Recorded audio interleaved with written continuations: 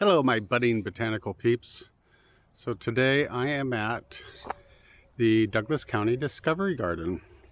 So I'm going to put a map somewhere where you can find it, but it's a really good place to view different plants. They have, many of the plants are labeled with the, I believe, genus and species.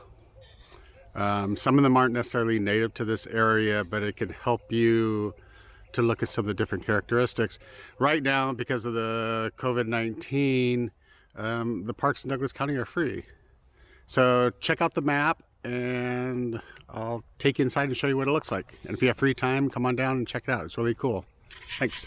So here are some of the rules. Is please respect the Discovery Garden by following these basic rules. So this is the Douglas County Master Gardener's Discovery Garden. See if I can show you some of these a little bit closer. So this is just the layout of the garden.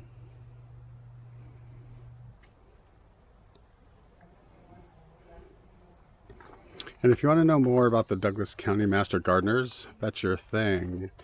So it's actually put on by the OSU Extension Office. And there you can see their webpage right there. Let's go inside.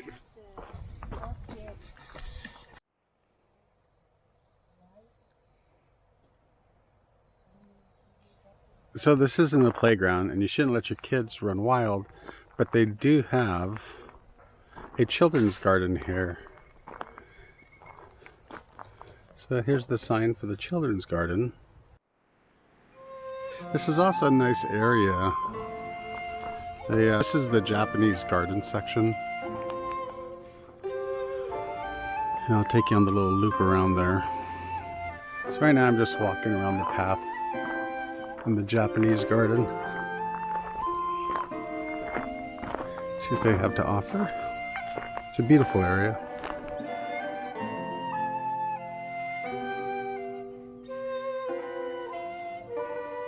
Well, this is pretty fascinating. They have the peace tree, which is a ginkgo biloba.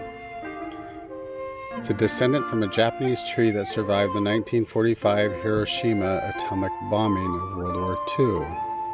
I'm guessing it's just that little tree. So it'll be interesting to see how it survives.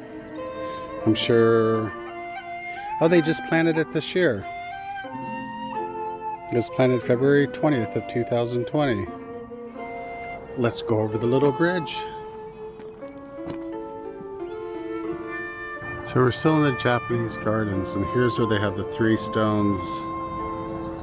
And I think it's called something like Sanzan Butsu in Japanese. I know I mispronounced it, but a lot of times the three stones are prominent in Japanese gardens, and it will represent Buddha and two of his disciples. Let's continue on.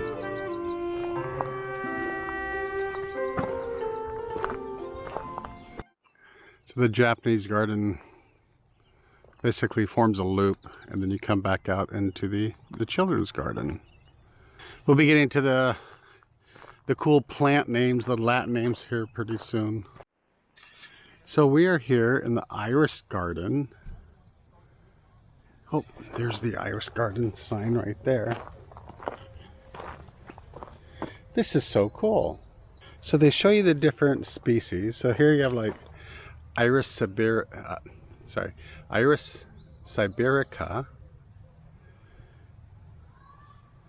Where else do we have? A lot of these are just different varieties of certain species. Here's Iris ensenada. But what's cool about this, look at that. It talks about the structure of the flower. How cool is that? So it looks like a laminated card. Come down here and check these out. And they have a gazebo here. And I think you can actually rent this space out. Okay, I lied. It says this pavilion is not available to the public for large gatherings.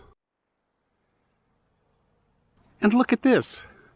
If you're interested in composting in your yard, They basically have a demonstration garden set up here. So if you're interested in composting, come down here and check it out.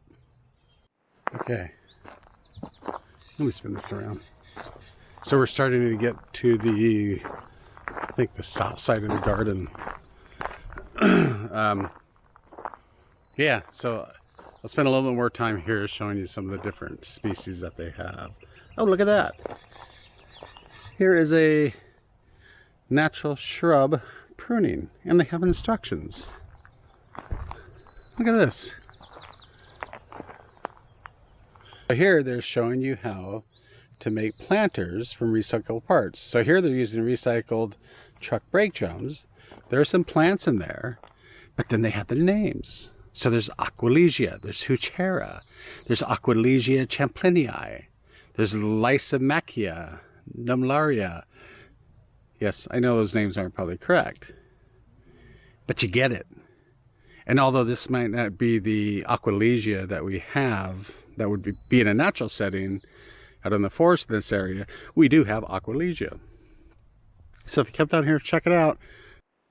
So here's another one of their planters with the truck tires. But again, so you might see some different species. But here, we do have stackies in the area. We do have dianthus. We do have Huchera.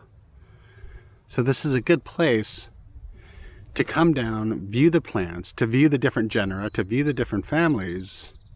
They might not be exactly the same species, but it'll really help you in identification. And it's nice to have the Latin names provided to you. And this is nice too. This is all accessible. Or they have parts of the garden that are all accessible, which gives everybody access. And I think that's important. So not everything's blooming right now here, but here's like a Veronica spicata. We have a Veronica. There's Silene. I showed you a Silene the other day in one of the videos. Here's Coreopsis. Here's phlox. We have a number of different phlox species. We have Campanula. These last couple, they're not in bloom yet. There's Stackies again, not in bloom yet.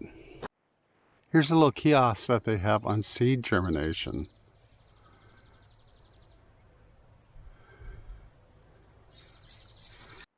Here they're using an old bathtub.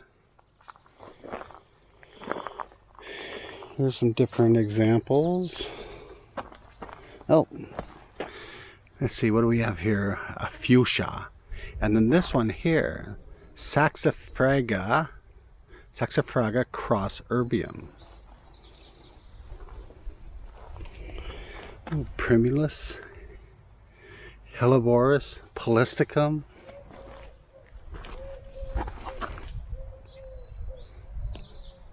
Bergenia, sorry, my eyes are going bad. Pulmonaria, Tiarella, and the list goes on and on and on. How awesome.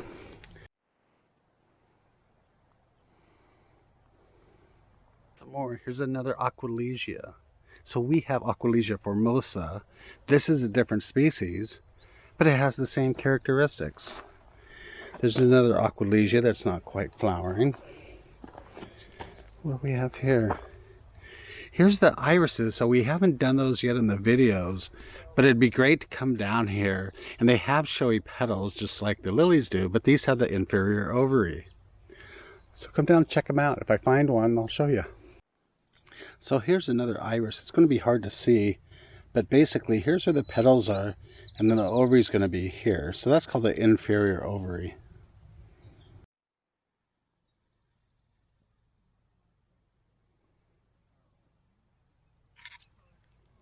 Even if you want to sit here and just relax, they have chairs around the area. And I don't know if you can hear the birds, but it's actually quite peaceful. God, here's some more. Here's some delphinium. We have delphinium. I don't think we have that species. But here's some penstemon. We have penstemons. What's over here? Oregano? Look at that. Elysoides utriculata. Ooh, there's some Lewisia.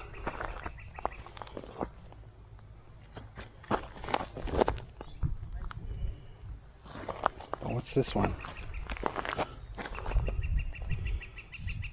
Pulsatilla. Let's come over here. So we have Saxifraga, we have the Dianthus. Ooh. There, so that's Calmeopsis fragrans, North Umpqua Calmeopsis. Very nice. It's a rare plant there. There's some more Saxifraga.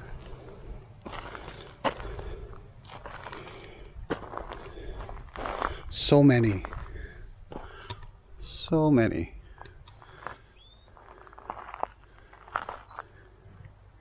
That's where I was sitting over there. And you can just come down here, sit down. You can relax, and you can just check out your plants, or relax and look at the plants. Hey, let's go up the stairs.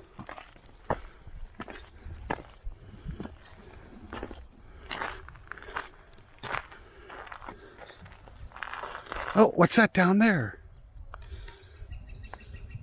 That's Pook and I.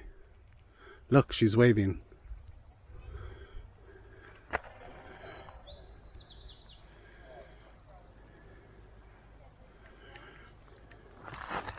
Next, we're going to go over there. We're going to check it out. Another little table you can sit down at. Plants, plants, plants.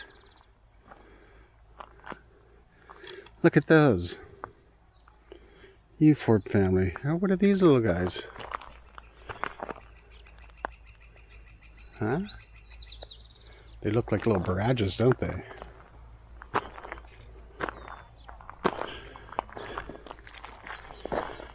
So this is Euphorbia caraxias. I'm probably pronouncing that wrong. But this plant here. Ooh, there's some of the Dicentra formosa.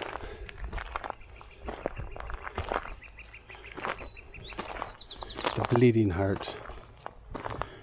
So this grows naturally out in the forest. We also have a Dicentra uniflora that just has one flower in the inflorescence. Hey, there's another bench over there. Let's go check it out.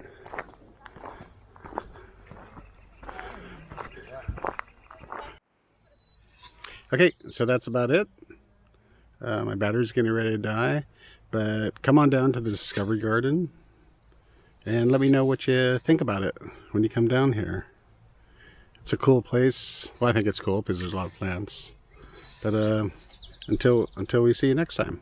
All right, take care.